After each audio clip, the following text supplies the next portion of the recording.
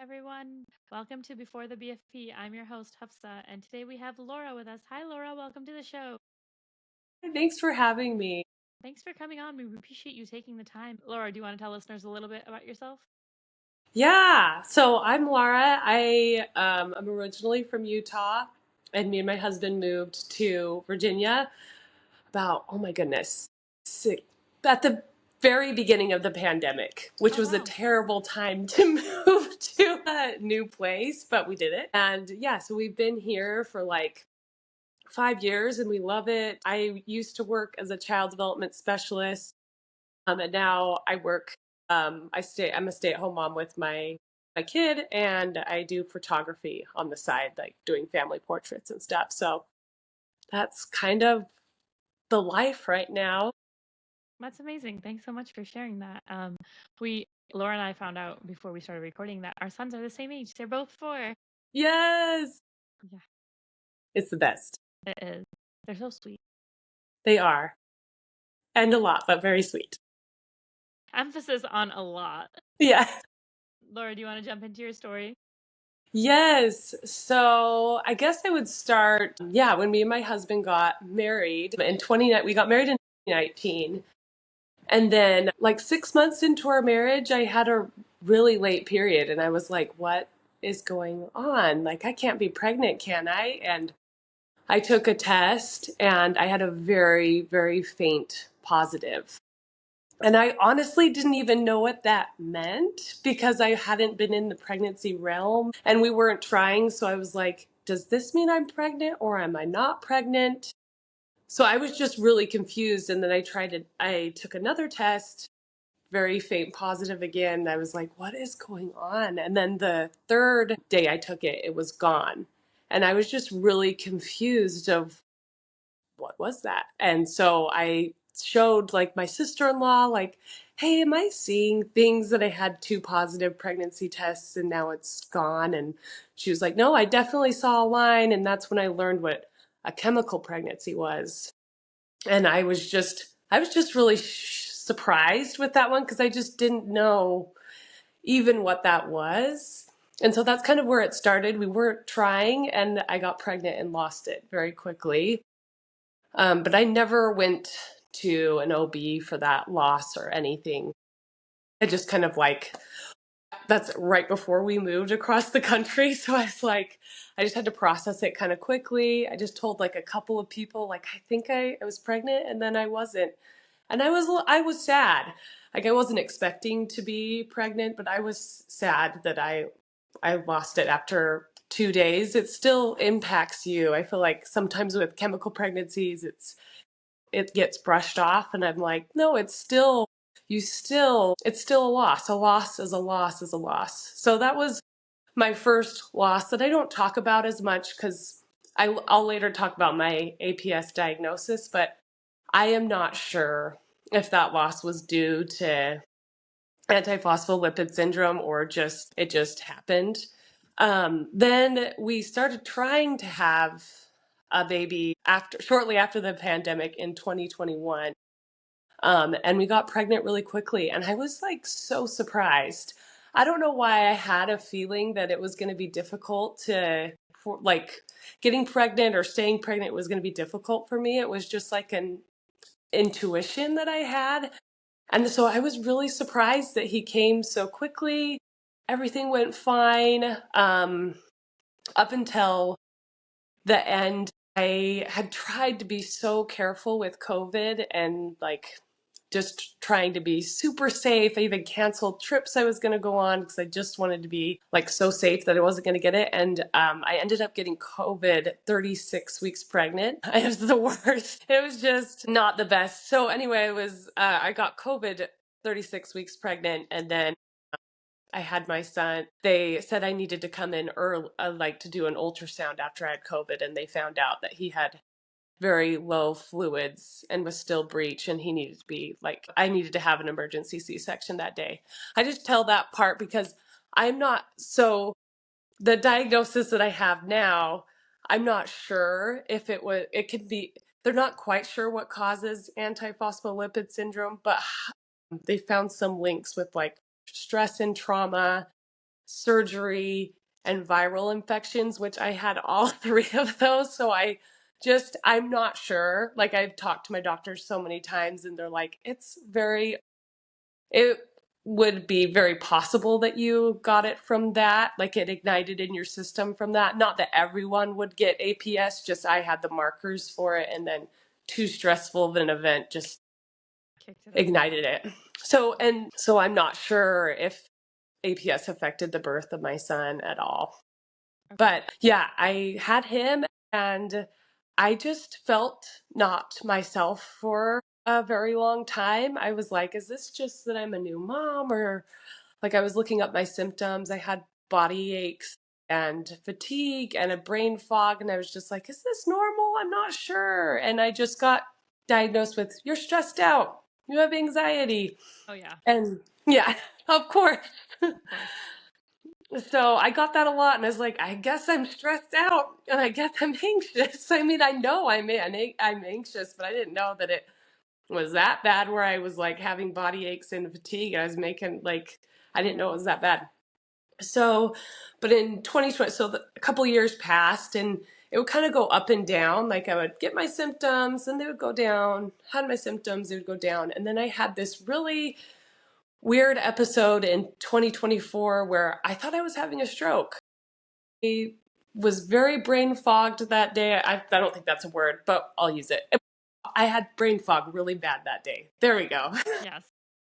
I had brain fog really bad that day, and I was really fatigued, and I was like, I just feel dizzy. And then half my body started tingling, and I was like, I think I'm having a stroke. I know that's crazy. I'm 31 years old, but I just like, I think I need to go to the doctor. But I didn't want to be too dramatic. I don't.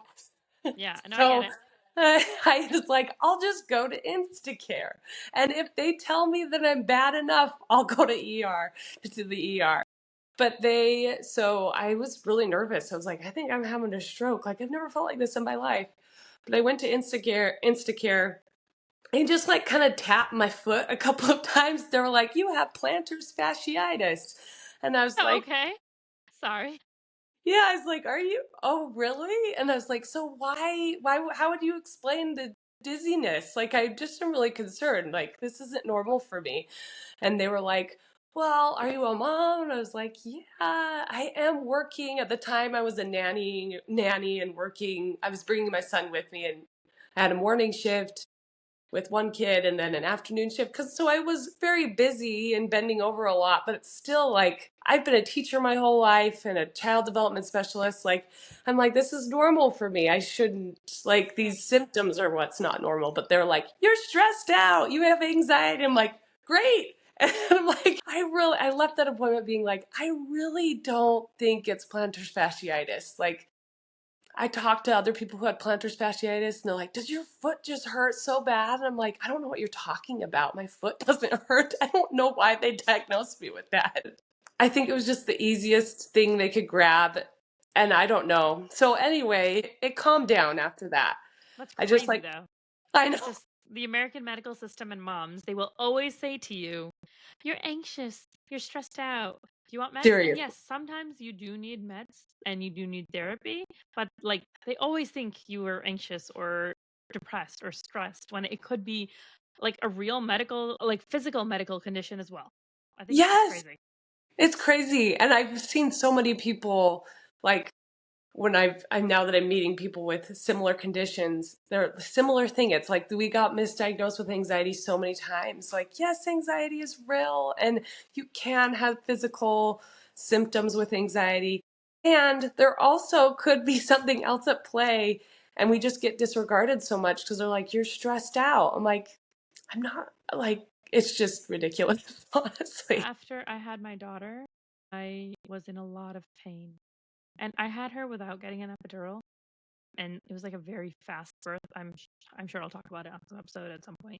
But she was born in like 7 minutes, and afterwards for like 6 7 months I couldn't sit like really well, and I was in pain all the time. And whenever I told the doctor, they're like, "Well, you just had a baby," and I'm like, "Yeah, I had a baby before too, though, and I could sit on my Yeah, butt, and now I can't." right, Yeah, right. and then come to find out, I had a bruised tailbone. Oh my gosh. Yeah, so Shout They out to the always American chalk it medical up. system. Yeah, they always have something.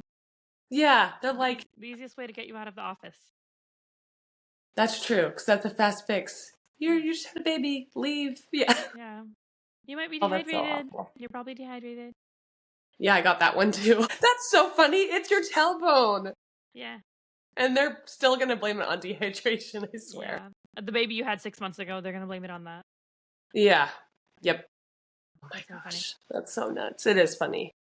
But yeah, mine was, I was like, okay, I guess I had plantar fasciitis, but I kind of I don't usually do this, but I kind of like threw away my diagnosis after. I was like, I don't think that's it. I really just don't. Yeah. But I started feeling better. Like after a couple of months, I was feeling good. And I was like, I don't know what that is. I don't know why I get those aches every once in a while. Every doctor tells me that I'm in great condition, perfect health. I'm like, okay, then I must be good. I even went to like my OBGYN like appointment before just to double check everything before we started trying. So we started trying, and my problem is I can get pregnant easily. It's maintaining the pregnancy that's difficult for me. But so we got pregnant quickly, and I thought everything was going really well. I had my first appointment at 8.5 weeks, and I started spotting just like a couple days before, but it stopped. I just had this feeling before my ultrasound that it wasn't going well. And I can't describe it as like a mom instinct. The gut instinct. Yeah. And so I went on like a walk with my friend the 2 nights before, and I was like, I just think they're gone. And I am like, I don't want to say that out loud, and I want to hope for the ultrasound, but I don't know why I have this feeling that they're gone. Then we had the ultrasound at 8.5 weeks, and they said that the baby was only measuring 6 weeks, and just barely 6 weeks, and had no heartbeat. So they told me it was too early for a heartbeat, and I was like, that's not right. And when I talked to the doctor, they were like, you could have calculated your ovulation wrong. I'm like, I'm almost 9 weeks at this point. There's no way that the baby is this far behind. And I've had a positive pregnancy test for over a month. I couldn't get over. I was like, there's no way I could have calculated it wrong. They're gone. And they just told me, call us when you start bleeding. And I was just like, that's it. If you start bleeding, call us. And they just told me we can't call it yet. We're going to schedule an ultrasound for a month and a half, and a week and a half. Oh, I was going to say a month and a half. That's crazy. Yeah, no, a week and a half to see if anything's progressed. And I just wanted something. I was like, I think I'm miscarrying. I think my baby's gone. Like, I've seen the screen. They're not supposed to be that small. And they just said to call them when I started bleeding. And I was like, I just want info. Can you please tell me? Like, I've had a chemical pregnancy, but I haven't been this far. I just want to know what's going to happen. I was like really scared of the event of miscarrying. Yeah, but they just didn't tell me anything.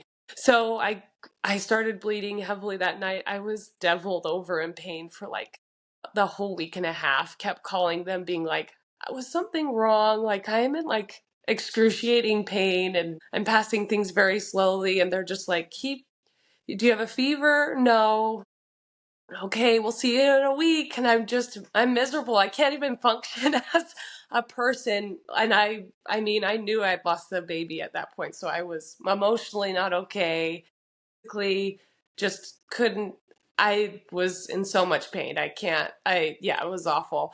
But I went back for the next ultrasound, and no growth in a week and a half. It had only grown one day, I guess. So a little growth in a week and a half. And they also said, we can't call it, but this miscarriage is imminent. And I was like, I've been miscarrying all week.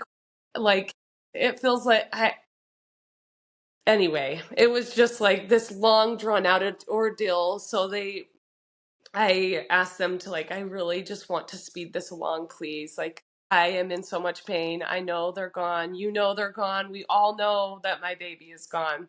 So they gave me medication to help pass it, and then I was able to pass the baby the next day. But it was just that particular miscarriage was just very traumatic. And I just felt like very unnecessary as far as pain goes for how long I was suffering. And I was just very frustrated. And I kind of, that's what started, got it later on. I changed clinics because I Yeah. just was like, I'm not getting the right support here. They're not supporting me. But yeah, that, and then after a month and a half, I started feeling better, and we're like, we're still sad, of course, but we're like, we want to get our baby here. I think we're ready. And I got pregnant very quickly again. And I was just like so excited. We're like, our rainbow baby. We're so excited, over the moon. And a week later, I started miscarrying in the store. And I was just like, this is awful. This cannot be happening again. Like, I know miscarriages are miscarriages are 1 in 4. Recurrent pregnancy loss is 1 in 100. I was like, I can't be 1 in 100. Like, I can't keep, this isn't happening to me. But yeah, I called the nurse, I called the doctor up and was like, hey, I think I'm miscarrying again. Please, can you take my blood work? And my blood work confirmed that I was miscarrying the baby again. My progesterone and HCG levels had dropped. So I lost that one before ultrasound. I think that one would be also considered a chemical, because it was right on that 5-week mark. It just, that one really devastated me too, because it was just right. It just was like, boom, boom. I was like, there is something wrong. Like, something is not right. There's something wrong. And so I talked to my sister a lot. She's had similar struggles. She doesn't have APS, but she's had many losses as well. So she was encouraging me to push for testing. She's like, they're going to make you go through another one. They typically make you go through 3 consecutive losses. Not make you. I say, they won't test, but kind of, they won't test you until 3 consecutive losses. And I think that is absolutely crazy. I agree. I think that's batshit crazy. Yeah, it's inhumane. It's It is. inhumane to make a woman go through 3 losses before you just see. We know that it's probably chromosomal, but it could be something else that has treatment. And I think it's insane that they're waiting so long. It's the same as how they treated you during your miscarriage. Women's pain does not matter as much. Yes, exactly. It's like you don't have a fever, so you're not like septic or You're not anything. dying, so deal with it. Yeah, exactly. Or you bruised your tailbone. Oh, you had a bit, like they just don't, it's just so awful. Yeah. So I called the doctor and I was like, I was really grateful. I got a really good nurse that phone call. And I'm like, I don't know who you are. I've never met her in person, but I will sing your praises forever, because she was just so great. She actually listened to me. I was like, because she called to confirm that I had lost my second pregnancy in a row. And I was like, hey, there's something wrong. Like, I've been disregarded for a long time with the symptoms I've been having. Like, I have body aches and brain fog, and I'm just not myself. I have struggled for years and I'm just not myself. And I really think they're connected to my losses. And I need a blood panel. Please get me a blood panel. And she was like, it makes me tear up every time that she was like, I believe you. Like, just have someone believe you that like you're actually, what you're experiencing is real, because it was real. I was experiencing many symptoms that were really hard, and I had lost 2 pregnancies in a row, and it was just so difficult. So she was like, I believe you. I'm going to make some phone calls and we're going to make this happen. And she just was just so on top of it and was like, okay, we've got you a blood panel. We're going to get you set up and you can go take the blood panel whenever. So I got the results back and I tested positive for antiphospholipid syndrome antibodies. So there's 3 different antibodies that you can have to qualify for having APS or antiphospholipid syndrome. I'm just going to say APS because it's way too long. Just say APS, Okay, yeah. it's too much.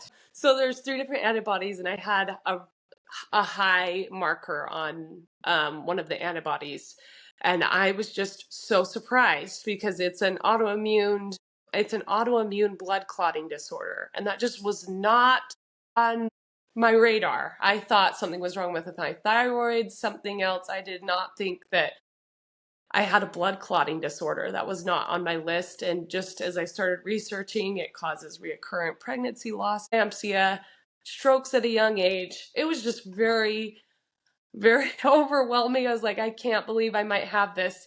But they said, okay, you might have this, but you have to come back in 12 weeks to confirm. You have to do the blood work twice in a row because you can just have those antibodies high, but you have to test to make sure they're still high.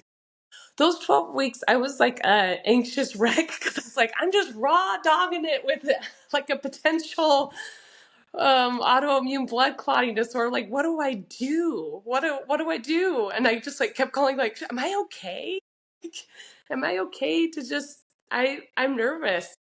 But so I got through the 12 weeks and I got my second results back and they were even higher than before. So I got confirmed with APS and I was just so surprised and so overwhelmed because it was just overwhelming to look at how high risk it is. You're considered high risk throughout your whole pregnancy. They monitor you very closely. The protocol for APS is aspirin and Lovenox, daily Lovenox injections. And I was like, Wow. I don't do great with needles, but I guess this is going to be my life now. So it was just very overwhelming to take in. And I decided to move clinics because my old one just didn't appear to know what to do with me. They were just like, they kept like scheduling me with appointments and then canceling them. It was just like, we don't know what to do with this APS chick. We don't know what's up with her.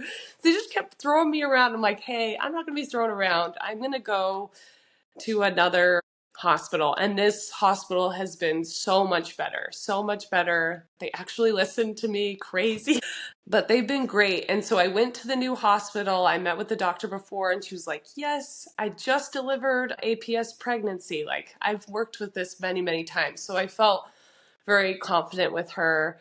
And so I was ready to try. We were ready to try again. We're like, let's do this. Let's do this with the diagnosis and let's do it with the protocol. So I got pregnant very quickly and I was on aspirin as we were trying to conceive. And then as soon as I got a positive pregnancy test, I did the Lovenox injections. And the first injection, I was a hot mess because I was I'm going to do it myself.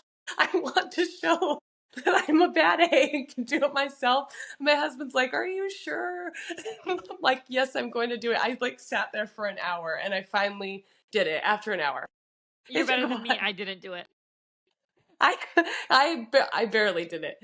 But after the first time it got easier. So I did that and I was like, I'm doing all the things. It's going to work out. It's going to work out. I'm on protocol. And they were monitoring me very closely. So I had a first ultrasound at like 5.5, almost 6 weeks.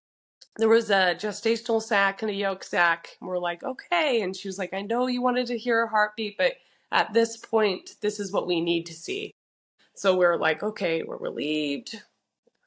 Hopefully it's going to be okay. But when we had an ultrasound a week and a half later, it was still just a gestational sac and a yolk sac again.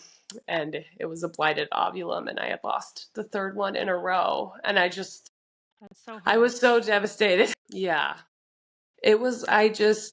I remember looking at my husband during this like right before they started the ultrasound. I'm like, if I've lost this one, please, we can't let this be the end. This isn't the end. We have to try. I mean, I want this not to be the end of the road. Because every time I've kind of woken up with a feeling, and before the ultrasound, I was like, I don't know. I felt like they were with me, and I feel like they're gone again.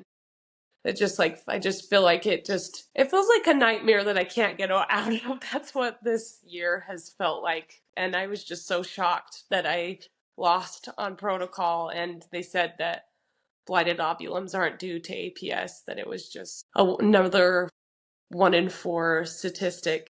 Yeah, I think I was just going to say that this has nothing not that any of the rest of them are because of you, but I was going to say I don't think blighted ovums are because of BPS.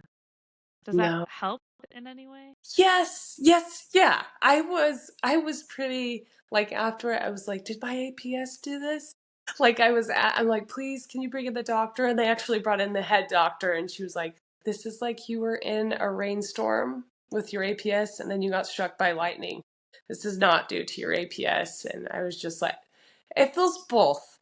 It feels I can't believe that I got on the bad side of the statistic again. Like how I've just like felt angry about it. Like, are you kidding me? Like I am so mentally exhausted from doing this 3 times in a row. And also I'm happy, not happy. It's comforting to know that it was working because they looked at my blood flow to my uterus and they were like, it's great. The blood flow is great. That's not the issue this time. It's that it wasn't working. So it was just, so I think a mixture. I think every miscarriage had a different feeling, like all grief and all felt different for, for different reasons. Wow. I'm so sorry though. That sounds it's awful. Well, thank you. It was awful. I'm like, this year has just been awful 3 in a row. I'm so tired. But When was this? this was in June. So June. this one was Okay. more recent. Yeah. That's terrible. I'm so sorry. I have like no other good words to say, but I was actually tearing up when you were telling your story, and I was like blinking super hard so that I wouldn't actually cry and knock out my contact. But I'm so sorry. This journey sounds so awful, and I'm so Well, glad you're thank you. finally with someone who's actually listening to you. Me too. The worst part, it sounds like, is just no one believing you. No, everyone just discounting how you're feeling for years and years. Yes. So what was next after that? After June? Yeah, so right now, so after that I had a hematologist appointment a long time ago. They said like scheduled a long time ago, but they said I didn't need to go before I started trying. Okay. They would just be for like how it impact my life. So I had that a couple of weeks ago, and now they're like, your situation's a little like you just need a lot of support with your APS because it is a lot. So I'm also going to a fertility specialist as well, which was supposed to be this week, but I had to reschedule it. So it's in October. So that's kind of the next step. So what I'm trying to do now is just do all the appointments I can, but I really just don't feel like I can go because I have to ask myself. It's so awful that I have to ask myself 2 things before I start trying. Can I handle a high risk pregnancy? Am I in the good mental space to handle a high risk pregnancy? If yes, then like, okay, that's one of the checks before I can start conceiving. And then the second is, could I handle another loss? I have to ask myself that every single time. And last time it was like I could do it. I don't want that to happen, and it did. I Yeah. could do it, but right now I'm just like, I can't say yes to either of those. So I just need to take like a little pause because I think after my third one, my mental health kind of crashed a little bit because I was Yeah. just like, this is too much. Like every one of those pregnancies meant the world to me. And to just have it like, that was one of my biggest fears is to lose a pregnancy and to have it happen 4 times over. I'm like, I am in my own personal hell. So I'm just taking a little bit of a pause so that I also want to make sure like my kid has a lot going on in his life too. I'm like, I need to make sure that I'm well. It's just a lot of stuff to balance, but I'm hoping that we can try next year that I'll be in a good space when 2026 comes along, and I'm hoping with the fertility specialist that we'll have like a lot of support, yeah, to try again. But I just can't even picture myself trying right now for a couple months. I don't blame you. Um, that's what you were saying about having to consider your son in it. That is such a like piece, I think, because infertility is super hard and dealing with losses is super hard, but you still have to get up and be a mom every single day. It's hard. I'm trying to be emotionally regulated because I need to be calm for him. He also really wants a sibling, which is hard. Like he asks me all the time, like, why don't I have a sibling? Or why is our family so small? And I'm like, it breaks my heart. I'm like, I should have just like tried Yeah. before, because he's cried about it before. I don't know. He just is a very social person. And I've just like told him, like, families come in all different sizes, and it's the love and the family that matters. Me and daddy really want another kid too, but mommy has a sickness that's making it kind of hard, but we have a lot of doctors to help us. That's like my response, because it's just so hard when he's like crying and sad. I'm just like, I hate this. I hate that. I know it's not my fault, but it's my body's like, yeah, I know it's not my fault, but it's so hard to watch him struggle with it too when I'm like, I wish I could give you that. I can't though. I can't right now. That is terrible. Yeah. My son goes around all the time being like, go get me another baby. Are you serious? Yeah, he's like, when is the baby coming? And I'm like, what baby? He's like, well, an uncle had a baby and they have 3 now, so go get me my baby. And I'm like, well, I gave you a sister already. And he's like, Yeah. yeah, but I don't like her that much. She's not very nice to me. And I'm like, it doesn't work that way. Like, how am I going to explain to a kid that we have to do 9 million fertility appointments before we can I even know. come around to having a baby? I know. It's like, hey, bud, it's not that easy. And Yeah. yeah. He's like, an uncle had a baby without even trying. They didn't even, like, it wasn't even planned. I'm like, where are you hearing this stuff? Man, he's 4. How is he hearing all Oh this? my God, these kids, they'll hear like a whisper from the kitchen and it'll be in their brain forever. Seriously. Yeah. Yep. That's what he thinks too. I had to convince him I wasn't dying for a long time because he was hearing me talking about having a sickness. Yeah. Because he Oh would my God. hear me in the Yes. background and he would be like, are you okay? Like, I'm okay. I'm just kind of like, I do have a sickness, but I'm okay. And he's like, are you though? Like, oh dear, oh no. Yeah, they get worried. It's like you have to worry about their mental health and your own mental health while managing their Yeah. mental health.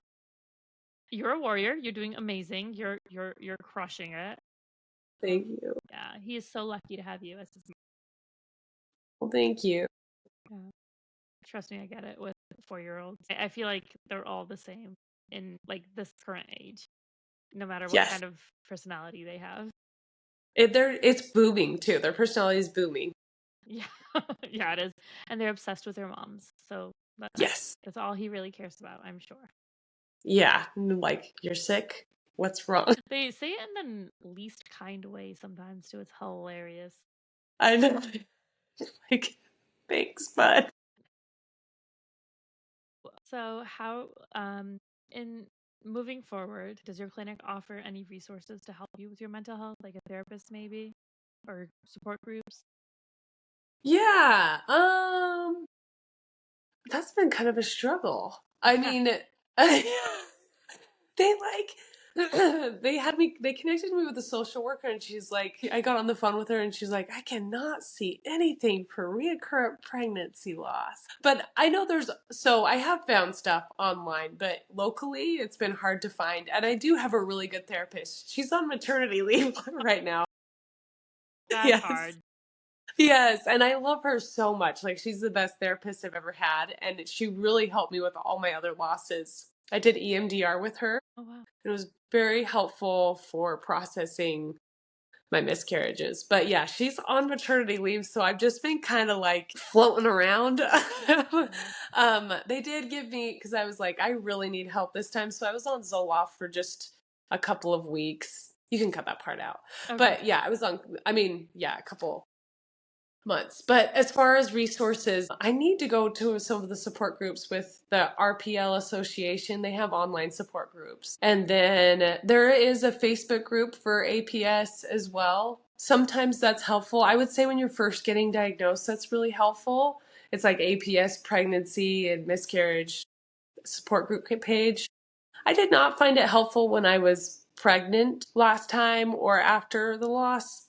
I think it was helpful in the initial diagnosis, but it can kind of, I don't know. I think Facebook can go a little bit more off the rails than Instagram. That's why I prefer Instagram. Like people can go off the rails. Like I think when someone commented, me and this girl were like, we're both pregnant. Well, we're both nervous. Someone commented, like, don't get too excited. Your baby's probably gonna die. And I was like, hey, like God. that actually ended up happening to me. And I like mean, they're not wrong, but like, be it's not nicer helpful. about it. Yeah, and just, I'm not. You can see from my thing, I'm not excited. I'm like really nervous. Don't tell me my worst fear. I know Yeah. exactly what that feels like Yeah, I know because it's it's gonna. happened. Yeah. Oh my Yeah, goodness. Yeah, you're right yeah. about Facebook though. It's It's unhinged. unhinged.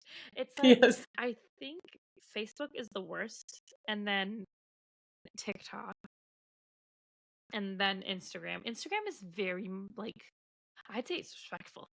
I don't know. Correct me if I'm wrong. Like, leave it in the comments, message me or something. Tell me if you think Instagram is like the nicest, most respectful place. I think it's because all some millennials are on there. Like I Gen think Z so too. is unhinged, and Facebook, which is like the boomers, is also unhinged. Yeah, I don't even go on there because I get really judgmental. I'm like, oh dear, you think that? Oh dear. Yeah. So I have found a lot of support just on Instagram with like different profiles. RPL Mom's very helpful. She just posts really relatable stuff. And just creating my own page was really helpful. I started it as just like a personal journal. I didn't let anyone join. And then I kind of opened it up right before I started trying for our I was like, how many pregnancies have I had? Oh no, like tried for my APS on protocol with APS. I opened it up and it's actually been so helpful. Like everyone's been so incredibly nice when I did a post that I miscarried. Again, everyone was so kind and lovely and that was like the honestly the best support and exactly what I needed for that most recent loss was people on Instagram that I've never met before. So I'd say Instagram. Yes. And Instagram's, yeah, it's where all the millennials at, and we're pretty nice. I think so. Do you think you're a like, have you connected with people who also have APS who like are learning about it from you, and it's helpful for them, it's helpful for you to learn about like symptoms or different things like that? Yeah. I've been more and more with like my Instagram page. I've been almost getting like a message once a week being like, hey, I just got diagnosed with APS and I found your page. Oh, that's amazing. And it's really helpful to talk to each other because I'm not like an APS expert. I'm just talking about how much it sucks. Yeah. I don't know everything about the disease. I'm still learning about it too because I just got diagnosed in January. This is very recent still Yeah. for me. But yeah, it's been very helpful to talk together. And also, it's helpful to see that it's just kind of like a roulette on who you get as a doctor and who will understand the disease. And it is hard. It's difficult to find a provider that understands it, takes it seriously, gets it all the way. Like some appointments I come out of and I feel great, very understood. Other appointments, I was like, I don't think that doctor knows very much about APS at all. And I think that's a general thing that we all talk about is just like, you can get a really great doctor who really understands, or you just have to find the right care team. And it's a lot. It's very taxing to try and find it, research, make all the appointments and phone calls. It's just a lot. So I've been so grateful to connect. Every message I get like that, I just like, I hate that they're in that club too. And I hate that we have to connect over, like, this is the connection point. But I do love every message I get like that because I'm like, we're not alone. Because it is considered rare. It's 1 in 2,000 people in the United States are That is affected by crazy. APS. Yeah, so it's on the cusp. I think 1 in 2,000 is considered rare. So it's like we are considered rare, but just on the cusp of rare. So it's nice because I've never met anybody with APS. Still have never met anybody or know of anybody in my life ever. So I'm just like, we're just kind of like, we just have to advocate for ourselves. And it feels like you're doing it by yourself, but it's nice to have that community on Instagram because it's like, okay, I'm not doing it by myself. There are other people that are going through the exact same thing as me. Where can people connect with you, Laura, if they want to reach out? They can connect on my Instagram page is the best place. So it's life period with period APS. Awesome. Well, thanks so much for coming on, Laura. I will link all that below in the show notes page. And if you want to connect with her, I will also put that in the show notes page so that you can find her easily with the spelling and everything. And is there a final message you want to leave with our listeners, Laura? I think just the last thing of I really tortured myself after my miscarriages. I really tortured myself after when I had the first consecutive miscarriage. And I just wish I could go back to myself and like hold my face and just be like, this is not your fault. Please stop blaming yourself for this. It's not your fault. It's just a really, really horrible club in all ways, like going through infertility for a long time, awful. That's so awful. One loss, awful. Multiple loss, awful. It's just all really hard, and it's not our faults. Our bodies are complicated and it's difficult, but it's not our fault. So I think that would be my main thing is if I wish someone would just grab me by the face and just been like, stop going down every rabbit hole. This is not your fault. Yeah, you're totally right. It's not your fault. You're amazing, and thank you so much for coming on and sharing your story. I know it can't have been easy to talk about it because it was not easy to listen to. I was tearing up during like so many portions of it, especially when you were talking about no one listening and how it's impacting your son because I can relate. So, thank you. I really appreciate it. I appreciate this so much, and I appreciate what you're doing so, so much. Thank you. That's really nice to hear. I loved it. Thank you.